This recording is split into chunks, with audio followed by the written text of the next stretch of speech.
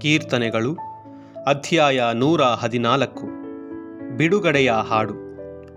ಇಸ್ರಾಯೇಲ್ ಜನರು ಈಜಿಪ್ಟನ್ನು ಬಿಟ್ಟು ಹೊರಟಾಗ, ಯಾಕೋಬ್ಯರು ಪರನುಡಿಯಾಡುವರನು ಬಿಟ್ಟಗಲಿದಾಗ, ಜುದೇಯ ಆಯಿತಾತನಿಗೆ ದೇವಾಲಯ, ಇಸ್ರಾಯೇಲ್ ಆಯಿತಾತನಿಗೆ ಸ್ವರಾಜ್ಯ.